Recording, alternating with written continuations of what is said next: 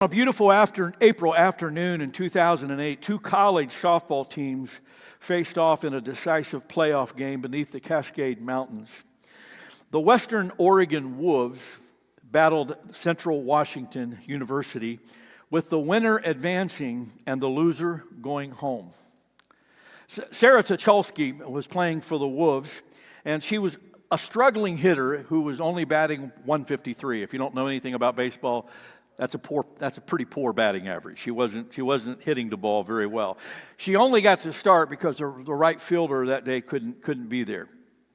She had never hit a home run in her life. But with two runners on base, Sarah connected with a curveball and sent it soaring over the left field fence. Sarah was apparently so shocked that she did it that she forgot to touch first base. Now again, if you don't understand baseball rules, even when you hit a home run, you have to touch each of the bases or it becomes nullified.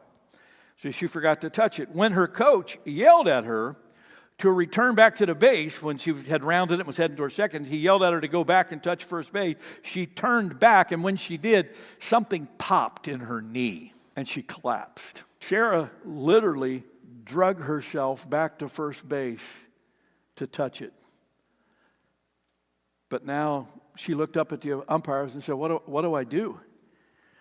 She couldn't stand. She couldn't get up.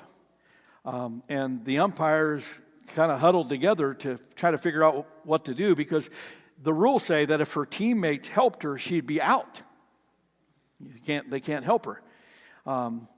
And so if she tried to stand, of course she couldn't stand, so she just collapsed. So she was trapped between triumph and disaster.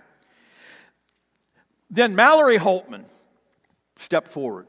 Mallory played first base for the opposing Central Washington team, the very team that would benefit if Sarah's home run was nullified.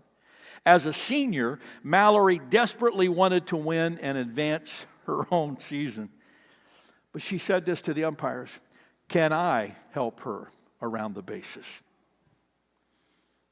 One of the umpires looked at her and said, "Why would you want to do that?" They were puzzled. When the umpire shrugged and said, "Yeah, do it." Mallory signaled for the shortstop to come help, and together the two girls picked Sarah up and they began to carry her down the baseline. And they said, "We're going to carry you around the bases." Mallory and